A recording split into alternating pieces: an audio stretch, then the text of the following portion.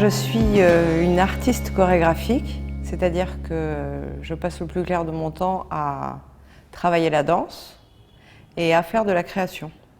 J'ai commencé la danse à 20 ans, ce qui est extrêmement tard pour une danseuse, parce que j'arrivais pas à me décider entre la danse et la musique. Entre les deux, mon cœur balançait.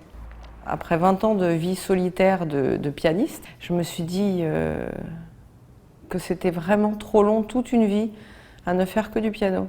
Il y avait tellement d'autres choses à faire. Et je sentais tellement que c'était ce à quoi j'étais destinée depuis que j'étais petite, danser.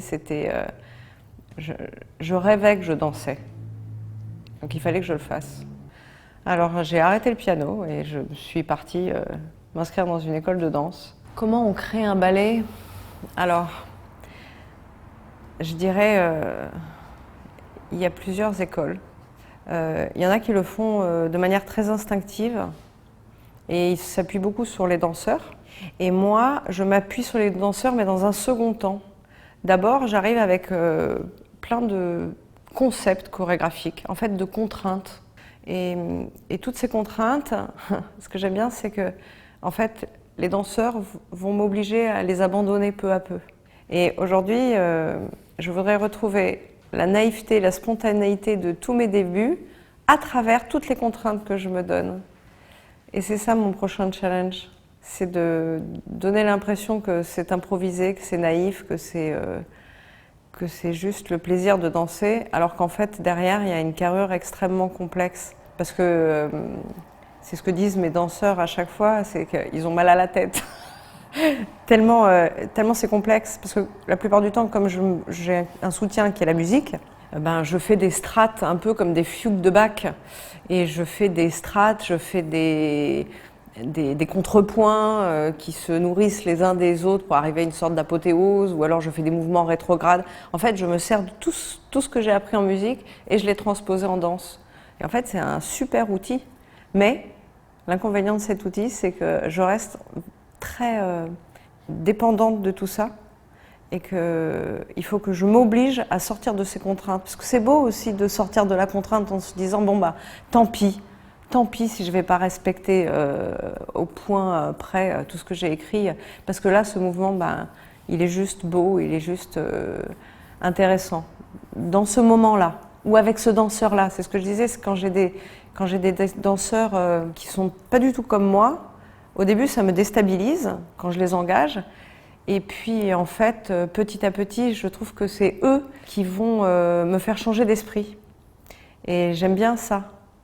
J'aime bien ça. J'aime bien qu'ils me surprennent et qu'ils me remettent en question. Et aujourd'hui, je voudrais retrouver la naïveté, la spontanéité de tous mes débuts à travers toutes les contraintes que je me donne. Et c'est ça mon prochain challenge. Par exemple, l'année dernière, j'ai fait un ballet sur Beethoven, sur la pastorale. Je m'étais dit, mais la pastorale, c'est impossible à danser, c'est tellement grand comme musique. Et en fait, je me suis régalée à le faire. Et je voyais les animaux, les petits écureuils, je dansais dans la forêt. Et ça, c'était chouette, c'était une dizaine de personnes. Et je les ai emportés parce qu'eux, ils n'étaient pas pour danser pour Beethoven, parce qu'on dansait beaucoup sur de la musique répétitive avec la compagnie. Et je leur ai dit, ben bon, la musique répétitive, c'est bon, j'en ai fait le tour. Ben, on y reviendra, bien sûr. C'est super beau, la musique répétitive pour la danse contemporaine. Mais franchement, Beethoven, c'était incroyable. C'était incroyable.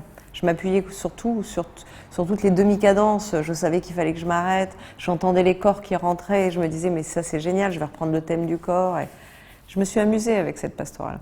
Mais c'est difficile aujourd'hui de créer une nouvelle partition. Je cherche, je continue de chercher. C'est bien, en fait ça m'anime, hein, j'ai jamais fini de réfléchir. Je rêve de créer une danse en apesanteur, où on aurait les contraintes de la verticalité, mais on aurait la liberté de la légèreté, on n'aurait plus de poids. Et j'imagine bien faire mon sacre du printemps parce que je pense que chaque chorégraphe a envie de faire son sacre. Et en plus, je l'ai dansé, le sacre. Et j'aimerais bien le faire avec des danseurs volants, où on ne sentirait plus l'appel de la terre. Ce serait un peu l'inverse de Nijinsky avec l'appel tertiel, ce serait l'inverse. ce serait complètement éthéré. Ça, ce serait mon rêve.